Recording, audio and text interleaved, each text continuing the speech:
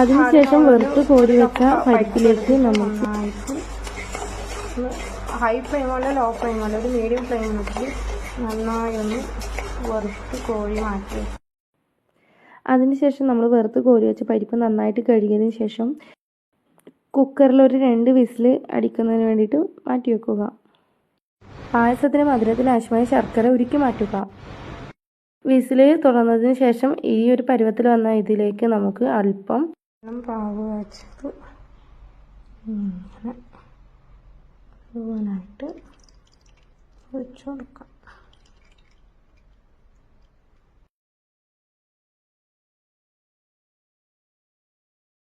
വെള്ളം പാവ് വെച്ചിട്ട് ഒഴിച്ചെടുക്കുന്നു.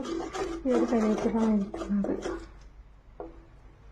ശർക്കരയും പരിപ്പും ഹൈ ഫ്ലെയിമിലിട്ട് വെന്ത് വരുന്നൊരു സമയത്തേക്ക് നമുക്ക് മിക്സിയുടെ കുഞ്ഞ് ജാറിൽ ഏലക്കയും പെരുംജീരകവും ഇത്തിരി പഞ്ചസാര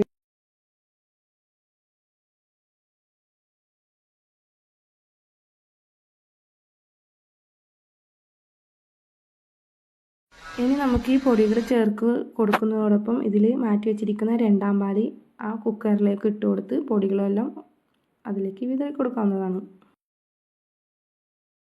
ശേഷം പായസം നന്നായി ഒന്ന് തിളക്കാൻ വേണ്ടി കൊടുക്കുക. ഫ്ലെയിം കുറച്ചിട്ട് വെക്കുക. ഇനി നമുക്ക് ഇതിലേക്ക് 1ാം പാല് അല്പമായിട്ട് ഒഴിച്ച് കൊടുക്കാം. 1ാം പാൽ ഒഴിച്ചതിന് ശേഷം നമ്മൾ ഈ പൊടികൾ ചേർക്കുന്നതിന് ശേഷം പായസം ഒട്ടും തിളക്കാൻ പാടില്ല. പിന്നീട് നമ്മൾ പാൻ ചൂടാക്കി അതിലേക്ക് നെയ്യ് ഒഴിച്ചു കൊടുക്കുക. അതിനുശേഷം നമുക്ക് അണ്ടിപ്പരിപ്പ് പതുക്കെ ഇട്ട് കൊടുക്കാവുന്നതാണ്. അതിനുശേഷം അണ്ടിപ്പരിപ്പ് ഒരു ബ്രൗൺ കളർ ആകുമ്പോഴേക്കും നമുക്ക് മുന്തിരി ഇട്ട് കൊടുക്കാവുന്നതാണ്. പിന്നീട് അണ്ടിപ്പരിപ്പ് മുന്തിരി നന്നായി ചേർത്തിളക്കി പായസത്തിൽ ചേർക്കുക.